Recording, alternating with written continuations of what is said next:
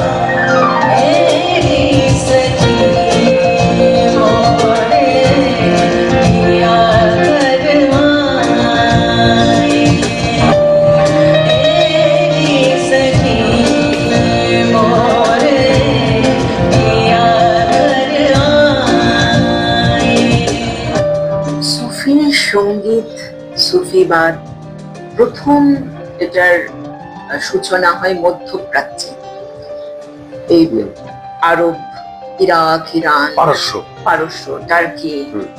মানে যখন আমির খসরু তৈরি করছেন তখন ইন্ডিয়ান কিছু ভারতীয় রাগ সবকিছু ওটার একটা মিক্স, যেমন কাফি, পিলু, এইগুলো তখন ইমানকে মিক্স করাচ্ছেন।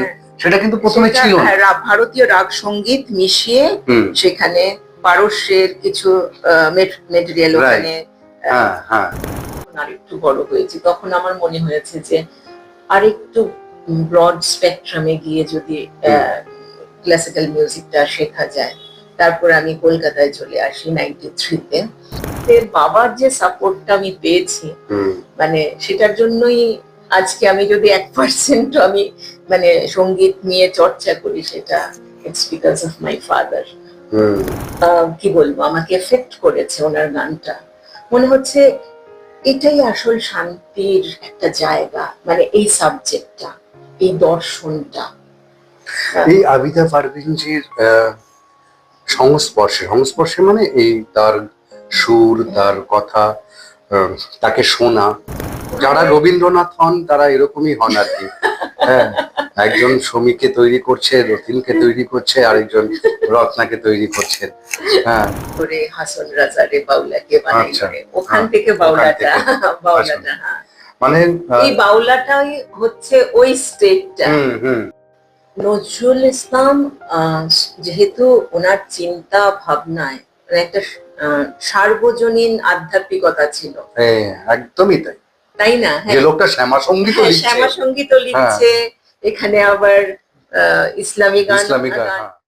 আবার আজকে শুক্রবার, প্রথম পর্ব রত্নাকে নিয়ে সম্পূর্ণ তো শেষ করতে পারিনি, বলেই এসেছিলাম যে দ্বিতীয় পর্বে আবার আমরা সুফিবাদ নিয়ে ঢুকবো রত্নাকে নিয়ে। তো রত্নাকে দিয়ে আবার আজকের আড্ডা আমরা শুরু করছি আজকের পডকাস্টে। আমরা বাউলার প্রসঙ্গে ছিলাম, সেখান থেকে নজরুল সাহেবের কথা ঢুকে গেল। এই যে বাউলা যে নামটা, তুমি হাসান রাজা থেকে বলছে যে একটা অনুপ্রাণিত হয়ে ওই নামের মধ্যে ঢুকেছিলে। তো বাউলা যখন তুমি গান গাইছো, বাউলের মধ্যে বাউল আঙ্গিককে তুমি যখন ধরছো, তখন কি অলরেডি আবিদাচি তোমার মধ্যে বাস করা শুরু করেছেন? তখন মানে আমি শুনছি, পাশাপাশি শুনছি। তো এই যে বাউল তোমার ভালো লাগছে, সেটা একটা কনফ্লিক্ট? না না না না, কোনো দ্বন্দ্বের কোনো জায়গা নেই। আচ্ছা, কেন মনে হচ্ছে? এই বাউলরা সহজিয়া আন্দোলনের মাধ্যমে বেরিয়ে এলো, ওরা মুখে মুখে পদ রচনা করছে, ওরা গাইছে, ওরা এটা বিলিভ করে যা আছে দেহবান্ডে তাহাই পৃথিবী।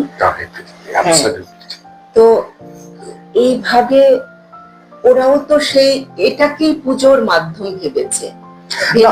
আমি কি বলছিলাম না, একটা বাউলের জায়গাটা হচ্ছে প্রেমের সাধনা, আর আরেকটা হচ্ছে সাধনা, প্রেমেরই সাধনা, দুটোই প্রেমের সাধনা।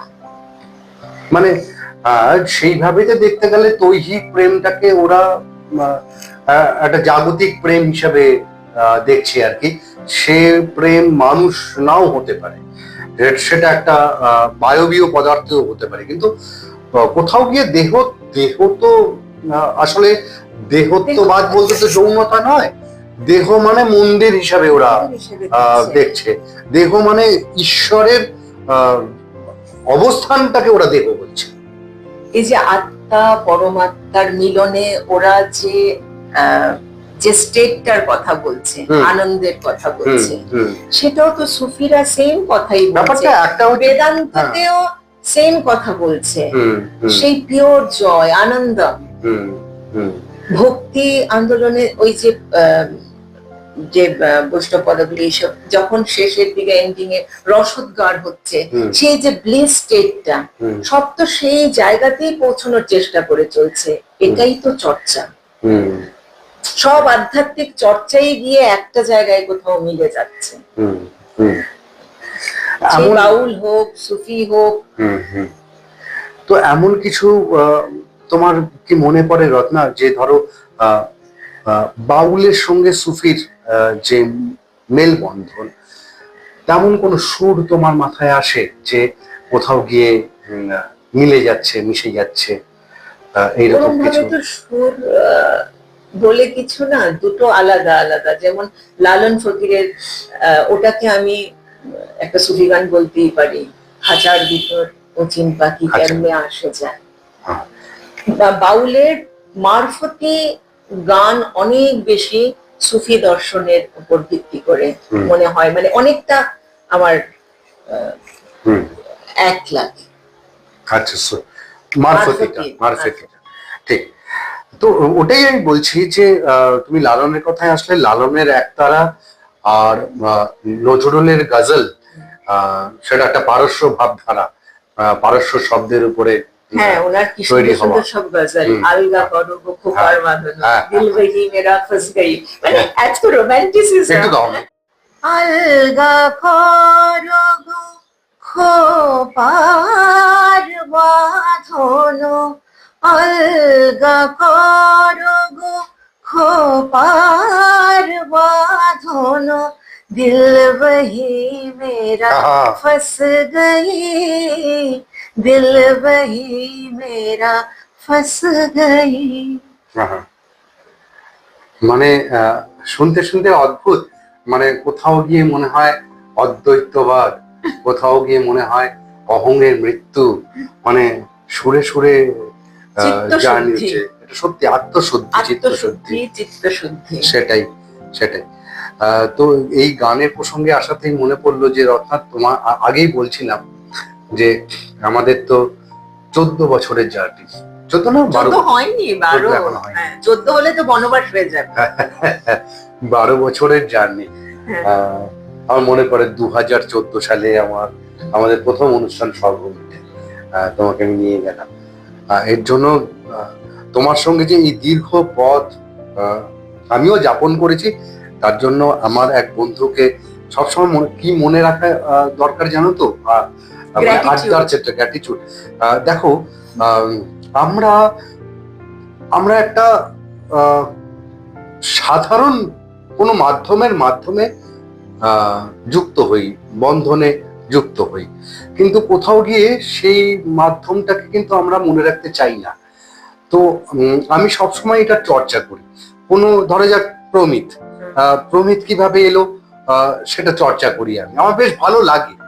এইবার সেই ঘটনাটা আমি এখনো ভুলি না, সেটা হচ্ছে রাজার বাড়ির ছাদ।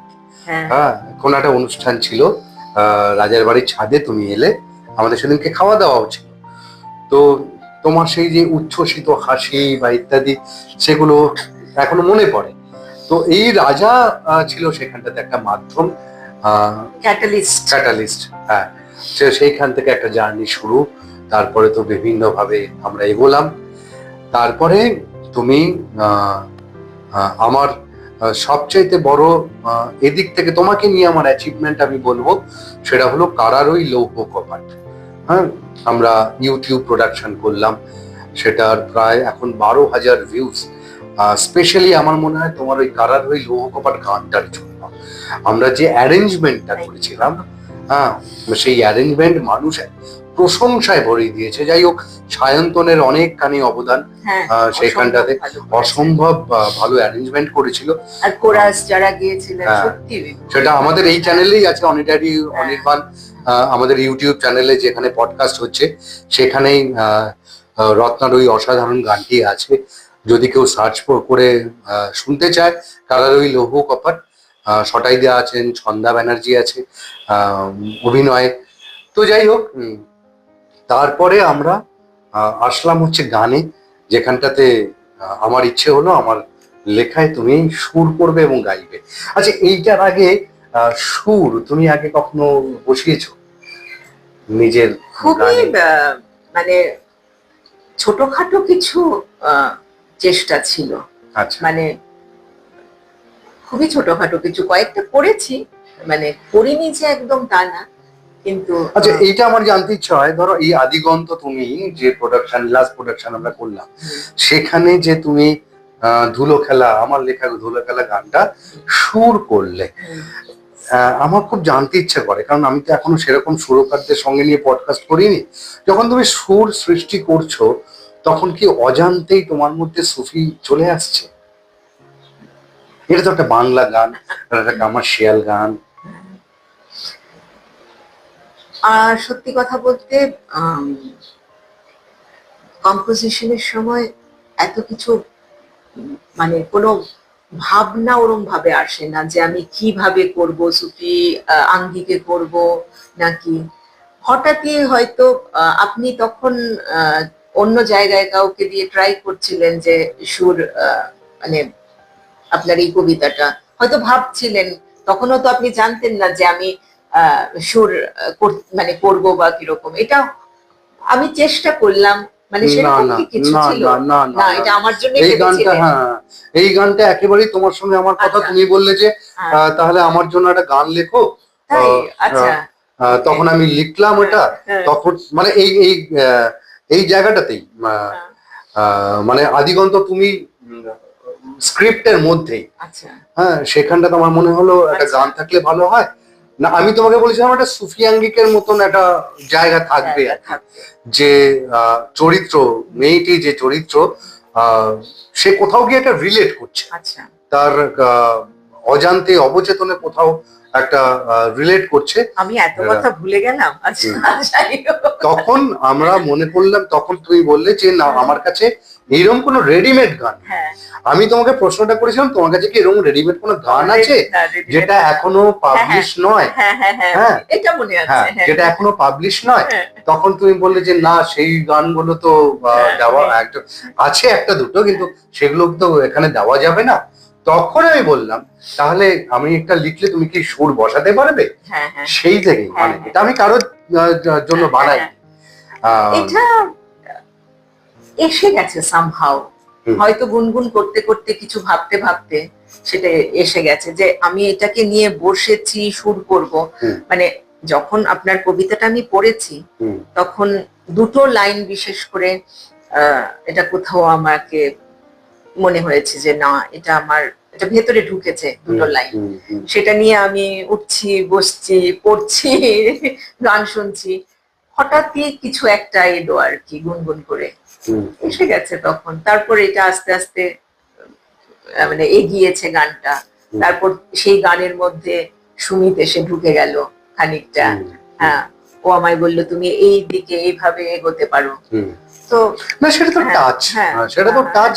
যাই হোক, তো সব মিলিয়ে মূল মূল কাঠামো গানটা, মানে কাঠামো, খড়ের বাঁধনটা তো তুমি হ্যাঁ, ওটা করে প্রথমে দিয়েছো। মুখরাটা তৈরি হয়ে গেল, হুম, তারপরে এই আর কি। হুম। তো সেই গানটা কিন্তু দিয়েই আমরা শেষ করব। তার আগে আমার আহ, মানে আমরা একেবারে শেষ জায়গায় চলে আসছি আর কি, অনেকক্ষণই আমরা আড্ডা মারলাম।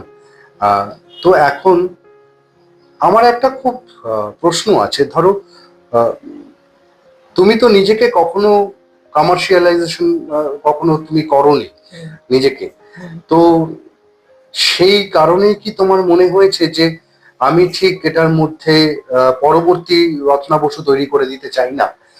সেই কারণে কি তুমি সেইরকম প্রথাগত কোনো প্রতিষ্ঠান বা ইত্যাদি তৈরি করতে আগ্রহ প্রকাশ করনি? কারণ তুমি যে মার্গীয় শিল্পী, যে উচ্চ মার্গের শিল্পী, সেখানে কিছু আমি ছাত্রছাত্রী ভীষণ আসলে সাধারণ একজন, হ্যাঁ ভীষণ সাধারণ একজন না না, সাধারণ করে শিল্পী। রেখেছো তুমি। না না না না, সত্যি কথা বলতে কিন্তু আমি আমরা- খুবই কেন আমি মনে শুধু- হলো না যে আমি আরো শুধু ছাত্রছাত্রী চর্চা তৈরি করে করবে? যাই, আমি শুধু চর্চাটুকু করে যাই, যতটুকু যত্ন করার আমার পক্ষে এই মুহূর্তে সম্ভব সেটা আমি করে যাচ্ছি। এবং আম, আমার ওই যোগ্যতাই নেই যে ওই তৈরি করা। হ্যাঁ, আমি কাউকে একটু হেল্প করতে পারি, যে আমি যতটুকু জানি সেটা শুধু শেয়ার করতে পারি, হুম। এবং সেটা যদি কারোর কাজে আসে, ওইটুকু নই।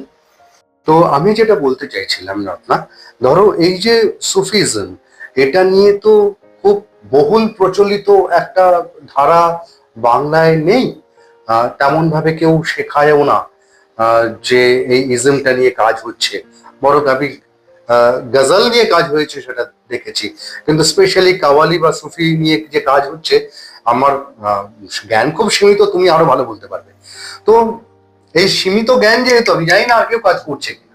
আমি যেটা চাইছি, 10টা বছর আগেও এত দেখিনি, কিন্তু আমি মানে এখন রিসেন্টলি আমি সত্যি দেখে খুব ভাল লাগে যে কলকাতায় অনেকে ট্র্যাডিশনাল সুফি কিন্তু চর্চা করছে, অনেক ছেলে মেয়েরা। মানে এটা কি কোনো ইনস্টিটিউশনে হচ্ছে? না না, ইনস্টিটিউশন না, প্রত্যেকের মানে চর্চা করছে দল বেঁধে বা দল। কিছু করে।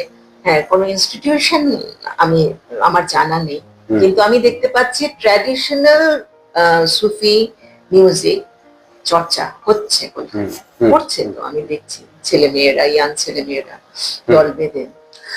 তো দল বেঁধে যে চর্চা করছে তারা তো নিশ্চয়ই বাংলা সুফি গাইছে না, উর্দু সুফি গাইবে খুব স্বাভাবিকভাবে। কালাম গাইছে। হ্যাঁ, কালাম তো আর বাংলায় তৈরি হয়নি, নজরুল সাহেব তৈরি করেছেন, সেটা নিয়ে তো প্রচলিত হয় না। কিন্তু আমার একটা তোমার কাছে জানার ইচ্ছে আছে, কিরকম ধরো আমার লাস্ট অভিজ্ঞতা, তুমিও ছিলে আমার প্রোডাকশনে, আমার প্রোডাকশন মানেই তো রত্না বসু থাকেই। তোমার কতটুকু জানা আছে আমি জানি না, সেখানটাতে রবীন্দ্র সদনে আমরা ভাড়া করলাম অনুষ্ঠান করব বলে। এবার ধরা যাক রবীন্দ্র সদন, আমরা অবাক হয়ে গিয়েছি সেদিনকে সেকেন্ড পার্টে আমাদের আরেকটা ট্রিবিউট ছিল হচ্ছে আহ, সেটা হলো বিভিন্ন যারা কিশোর কুমার, হেমন্ত, এই যে যারা আমাদের দিকপাল যারা সঙ্গীতকার, তাদের গানের একটা অনুষ্ঠান রাখা হয়েছিল। এবং সেইখানটাতে যেটা খুব অবাক করে দিয়ে, যখন আমরা দুটো তিনটে হিন্দি গান করেছি, আহ, মানে কিশোর কুমারের, হেমন্ত, রবীন্দ্র সদন কর্তৃপক্ষ বলছে এই অডিটোরিয়ামটাই শুধুমাত্র বাংলা চর্চার কেন্দ্র, এখানে শুধুমাত্র বাংলা ভাষাই তৈরি হবে। তাহলে একটা ভাবো যে আমরা এমন একটা রাজ্যে বাস করতাম, এখন পাস্ট টেন্স, আমরা এমন একটা রাজ্যে বাস করতাম যেখানে সুফিজম ইশকের সাধনা বলছে, যেখানে সুফিজম মানে সমর্পণের কথা বলছে। সে ভাষা দুর্ভাগ্যক্রমে বাংলায় হয়নি, কারণ নজরুল সাহেবকে মনে রাখতে চাইনি। যেখানটাতে আমরা বাস করতাম, যে সরকারের অধীনে আমরা বাস করতাম, বলতো মুখে নজরুল, কিন্তু তাকে সেইভাবে নার্চার করা হয়। তো এইবার সেই উর্দু ভাষা, সেই বা হিন্দি ভাষা, যেটা ঈশ্বরের হলেও সেটা অপসংস্কৃতি বলে মনে করতো তখনকার কর্তৃপক্ষ, এই দুর্ভাগ্য যে রাজ্যে হতে পারে সেইখানটাতে আদৌ সংস্কৃতির এগিয়ে নিয়ে যাওয়া সম্ভব বলে মনে হয়েছে তোমার? দেখুন, যার নামে ওই স্থান, তার যে এত বিশাল যে কাজ, সেই কাজ তো কত বিদেশি ভাষায় ট্রান্সলেটেড হয়েছে। তার যখন ভানু সিংহের পদাবলী লিখছেন, মাইথিল আর বাংলা মিলিয়ে উনি ব্রজগুলি ভাষায় লিখেছেন। তো ওনার বাড়িতে অজস্র বিদেশিদের আনাগোনা ছিলেন। তো পাশ্চাত্য সঙ্গীতের কি সুন্দর প্রভাব ওনার কম্পোজিশনে আমরা দেখতে পাই। তো এরম একজন মানুষ, যার নামে ওই স্থানটুকু যেখানে বললেন রবীন্দ্র সদন, তো সেখানে মনে হয় না কোনো ভাষা নিয়ে এই জিনিসটা কুক্ষিগত করা কিরকম দেখায়, ভালো দেখায় না। আমার মনে তুমি যে জায়গাগুলো পয়েন্ট গুলো বললে না, ব্রজবলি বা তার এতগুলো ভাষায় তৈরি হয়েছে, আমার মনে হয় যারা কর্তৃপক্ষ ছিল তারা তো বেসিক্যালি তোলাবাজ। এবার এই তোলাবাজের এতখানি পড়াশোনা হওয়া তো সম্ভব ছিল না। তবে আমি একটা কথা বলবো, বাংলার মাটিতে দাঁড়িয়ে ডেফিনেটলি বাংলা ভাষার অনুষ্ঠানকে প্রায়োরিটাইজ করতে হবে। কদিন আগেও যেমন আমাদের কিছু শিল্পী অনুষ্ঠান করতে গিয়ে অডিয়েন্স থেকে বলছে আমরা বাংলা গান শুনবো না, হিন্দিতে গান করতে হবে। এগুলো তো সামাজিক অবক্ষয়, এরম চাইছি না, কিন্তু চাইছি যে একটা মেলবন্ধন, এটা ব্যালেন্স থাকুক। কিন্তু সবাই যদি বাংলা শুনতে চায় তাহলে সুফি শিল্প, গজল শিল্প তো হারিয়ে যাবে। হারাবে কিছু না, সুফি এতই বড় একটা জিনিস যে সুফি কখনো হারাবে না। মানে রামকৃষ্ণদেব বলেছিল ব্রহ্ম কখনো এটো হয় না, তো সুফিও কখনো এটা কিছু হবে না, এটা খুব হারাবে না। একটি বিশেষ জিজ্ঞাসা আমার, সেটা আমার মনে হয় তুমি হচ্ছে সঠিক ব্যক্তি যে উত্তরটা দিতে পারো। দেখো, আমরা তো এই সুফি নিয়ে আলোচনা করতে করতে যেটা বুঝতে পারছি যে এটা সম্পূর্ণ একটা ট্র্যাডিশনাল ভাবধারা, একটা ট্র্যাডিশনাল ব্যাপার আছে এর মধ্যে। কিন্তু এই ট্র্যাডিশনাল ব্যাপারটা যখন আমি কমার্শিয়ালাইজেশন করছি বা বলিউডে আমি এটাকে বিভিন্ন ফিল্মি সং হিসেবে ব্যবহার করছি, তখন তার মধ্যে যে মিউজিক জাগলারি মিশছে, তোমার কি মনে হয় যে এই ট্র্যাডিশনাল বিষয়টার কোথাও ট্রান্সটার মৃত্যু ঘটছে? তোমার কি মনে হয় ট্রান্স থাকছে এখানে? আমি ব্যক্তিগতভাবে মনে করি যে এই সুফি আঙ্গিকটা যেভাবে বলিউডে ব্যবহার করা হয়েছে, তাতে গল্পের প্রয়োজনে সুফি কালাম যেভাবে ইউজ করা হয়েছে, সুফি মিউজিক ইউজ করা হয়েছে, তাতে বলিউড অনেক বেশি সমৃদ্ধ হয়েছে। আচ্ছা, যেমন রণবীর কাপুরের একটা মুভি রকস্টার, সেখানে একটা জায়গায় দেখানো হচ্ছে তার জীবনের একটা পট পরিবর্তনের সময়। সে একটা দরগায় বসে আছে, কুন ফায়া কুন বলে একটা সুফি গান ওখানে চলছে, সেটার সাথে যখন ও গলা মেলাচ্ছে তার অদ্ভুত একটা উপলব্ধি হচ্ছে ভেতরে। তো এই জিনিসটা না, সেটা তো দৃশ্যায়ন। না বলছি এই জিনিসটা দৃশ্যায়নটাকে এক্সপ্লেন করার জন্য যে জরিয়াটা আমি ব্যবহার করছি সেটা তো একটা শক্তিশালী দর্শন হতে চাই। তো আমার মনে হয় এই জিনিসগুলো ইন্সপিরেশনের কাজ করছে। যদি আমি ট্র্যাডিশনাল সুফি, কন্টেম্পোরারি সুফি এইসবের দ্বন্দ্বে না গিয়ে আমি যদি ইন্সপিরেশন টুকু দেখি, তাহলে আমি কেন বললাম জানো এই প্রশ্নটা, কেন না হয়তো আপনি যেটা বলেছেন আমি বুঝতে পেরেছি যে কিভাবে ব্যবহৃত হয়েছে। যদি গুণী লোকের হাতে পড়ে, এখানে এআর রহমানের মতন গুণী লোক, যিনি নিজেও খুব একজন আধ্যাত্মিক মনস্ক মানুষ, সেখানে উনি যেভাবে এটাকে মানে কি বলবো, এটাকে তৈরি করেছেন, যেটা হ্যান্ডেল করেছেন, ট্রিট করেছেন, সেটা একটা খুব সুন্দর জায়গায় গেছে। যেমন আরেকটা গান আমার যদি বলি, দিল্লি সিক্সে আরজিয়া বলে একটা গান হয়েছিল, ওখানেও চরিত্রটি একটা গানে একটা লাইন ছিল, এক খুশবু আতি থি মে বেহতা জাতা থা। তো এই খুশবুর ভেতর দিয়ে যেতে যেতে যেতে যেতে একটা সময় চরিত্র সে বিশ্বাস করে যে এটা তার অন্তরের খুশবু। সেই পরম যে ব্লিসে, যে বারবার বলছে আনন্দম, সেইখানে সেই স্থিতিটুকুতে যাওয়ার যে আনন্দ, সেটা সুফি যদি এই সাহায্যটুকু, এই দর্শনের সাহায্যটুকু নেওয়া যায় সিনেমায়, তাহলে তো সেটা আরো অনেক বেশি সমৃদ্ধ হবে। তাছাড়া কোথায় পাবে এরম দর্শন? হ্যাঁ, আসলে আমার মধ্যে জিজ্ঞাসাটা এসেছিল এই কারণে যে কিভাবে ট্রিটমেন্ট হচ্ছে এই ফর্মটার সাথে, সেটা একটু দেখতে হবে। হ্যাঁ, যেটা আমি বারবার বলার চেষ্টা করছি, দেখো বাউলের ক্ষেত্রেও এই সমস্যাটা দেখা গেছে। ধরা যাক যদি আমি ওটা রেফার করি, তোমার ঈদ মাঝারে রাখবো, সেই গানের এমন অবস্থা দাঁড়িয়েছে কমার্শিয়ালাইজেশন করতে করতে গানের মানেই লোকে জানে। তো সুফিও যেহেতু বাউল একটা ট্র্যাডিশন, এটাও একটা ট্র্যাডিশন, কিছু তো সমস্যা থাকবে, মানে ট্রান্সটা কি কেটে যাচ্ছে না, আমি সেটাই জিজ্ঞেস করছি। দামাদম মস্ত কালান্দার যেমন গাইতে গাইতে লোকে এখন এমন এমন সব জায়গায় এমন ভাবে গাইছে, সেটার কোথাও একটা মনে হয় যে যে ফর্মটা প্রথম যে সূচনা হয়েছিল সেটার থেকে অনেক বেশি, হ্যাঁ বলতে পারেন ডাইলুটেড হয়েছে। বাট সব সময়ই কিছু না কিছু এইভাবে হয়েছে, কিন্তু তাতে সুফি দর্শনের কিছু, তাতে কোনো কিছু আসে যায় না। সেটা এতই বড় যে সে উত্তম নিশ্চিন্তে চলে অধমের সাথে, কিচ্ছু হয় না। সে তো ঠিকই। তোমার প্লেব্যাকে আমার মনে হয় 100% লাভ ছিল না তোমার প্লেব্যাকটা প্রথম, সেইটার যদি একটা ছোট্ট অভিজ্ঞতা শেয়ার করো। কারণ এরকম প্লেব্যাক সিঙ্গারকে পেয়েছি, এরকম সৌভাগ্য তো পডকাস্টে হবে বলে মনে হয়। আমি সেটাও হয়ে গেছিল কখনো 100% লাভে স্বামীদের একটা জিৎ বোধহয় ছিলেন না, জিৎ আর কোয়েলের অভিনীত, আর শামিদ মুখার্জি মিউজিক ডিরেক্টর ছিলেন।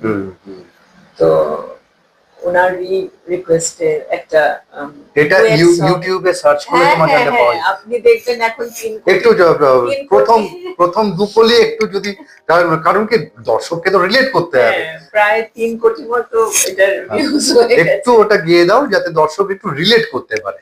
এমন পীড়া লাগবে জেনে প্রেম পুকুর নাইতে সাইনি রে, জীবনের এই সাত সকালে মনের মানুষ খইতে সাইনি রে, আরে পরাণ যদি দুইটা হয় রে, একটি গেলে একটি রয়ে যে, পরাণ যদি দুইটা হয় রে, জলে রে জলে রে জলে রে, হিয়া জলে পিয়ার দরদে, কিয়া জলে পিয়ার দরদে। জয় গুরু, জয় গুরু, জয় গুরু, কে বাত, কে বাত। ওই যে 10 বছরের জার্নিটা, আবার ফিরে আসি রত্নার শেষের দিকে, যে তুমি এখন তোমার আহ, জৈবিক ইচ্ছেগুলোকে বলছো মেরে ফেলেছো। না, ওরকমও নয়, মানে সে ওরম এতটা কি সহজ সবকিছু জৈবিক ইচ্ছে আসলে আমার ফেলা। আমার আমার কি মনে হয় জানো তো রত্না, হ্যাঁ যখন আমরা আমাদের নিজস্ব অহং বোধটাকে মেরে ফেলি, হ্যাঁ, সেটা তখন কিন্তু জৈবিক ইচ্ছেরও একটা মৃত্যু ঘটে। হয়তো হ্যাঁ, ওই অহং এই বোধটাকে, যাপন করতে করতে করতে সেটাই। করতে একটা সময় এবার এই যেই মুহূর্তে তুমি অহং বোধটাকে মেরে ফেলছো, মেরে ফেলতে ফেলতে তুমি দেখবে আধ্যাত্মিকতার বাদে আহ তুমি পৌঁছে যাচ্ছ আস্তে আস্তে, মানে ওই পথ অনুসরণ করছো। তো সেই খানটাতেই আমার মনে হয় তোমার এখন ওই যাপনটা, যতদূর আমি তোমাকে দেখেছি, চিনেছি, তুমি এখন হয়তো আমার যেটা মনে হয় যে দুটো আহ, আহ, উপল ডাকলে দুটো অনুষ্ঠানের চাইতে হঠাৎ করে রামকৃষ্ণ মিশনে গিয়ে বসে থাকাটা বেশি শান্তির বলে তোমার মনে হবে। সেটা আমার যে দুটো অনুষ্ঠান আসছিল সেটাও আপনি বন্ধ করে দিলেন।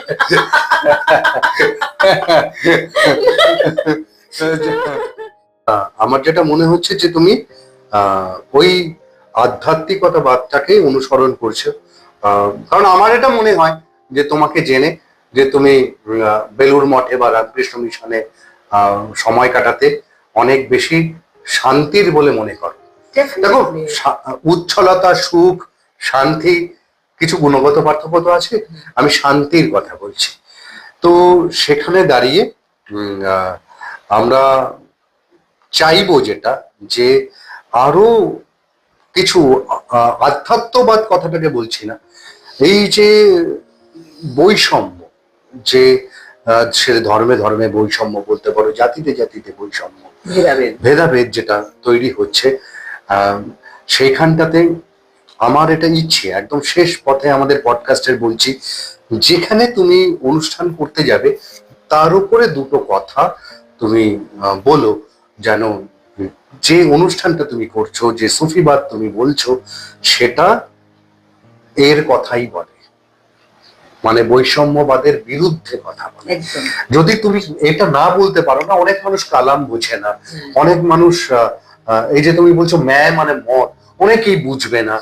তো এত কিছু ভাষার জাগলারি হয়তো বুঝবে না, কিন্তু তার আগে তোমার ওটাকে স্পষ্ট করে দাও, অন্তত এই পরিব্রাজকের কাজটা করো তুমি। এটা আমার ইচ্ছে যে আমি যে গানটা গাইছি এখন, বা যে সুফিবাদটা আমি প্রেজেন্ট করছি, সেটা বৈষম্যবাদের বিরুদ্ধে কথা বলে।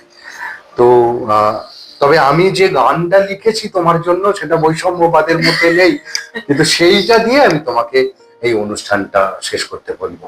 তার আগে প্রথাগতভাবে আমি যে পডকাস্টে যাদেরকেই বন্ধু হিসাবে আনছি, আমি অতিথি হিসাবে বলছি না, তার কারণ সবাই আমার পরিচিত বন্ধু। তবুও পডকাস্ট বিষয়টা তো একটা আতিথেয়তার মধ্যেই পড়ে যায়, ফলেতে প্রথাগতভাবে আমাকেও কিছু ভদ্রতা করতে হয়। তো সেই কারণে তোমার গান শুরু করবার আগে আমি অনিডাইরিও বন্ধুরা সোসাইটির তরফ থেকে তোমাকে একটা, তোমার এই যে অ্যাচিভমেন্ট, হ্যাঁ, সেই অ্যাচিভমেন্টের একটা জাস্ট টোকেন অফ লাভ। না, প্রয়োজন ছিল না, আমি জানি, পরে তুমি আমাকে দিয়েও দিতে পারো।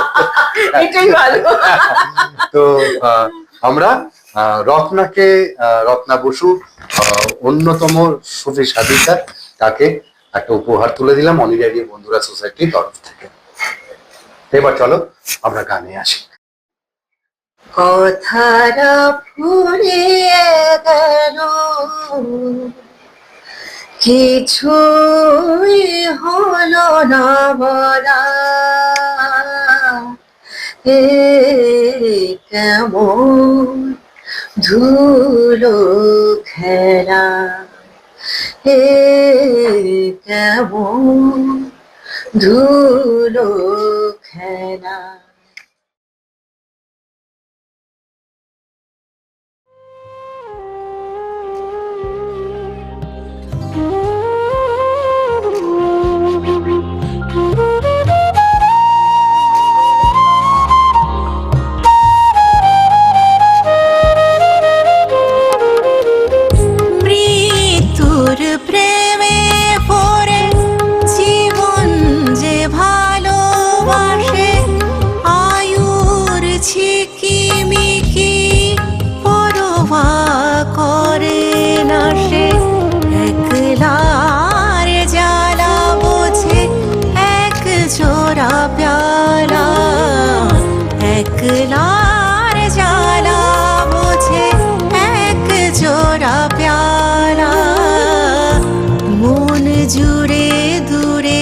বাজে বেসুর সে বেহালা, মন জুড়ে দূরে বাজে বেসুর সে বেহালা, ধুলো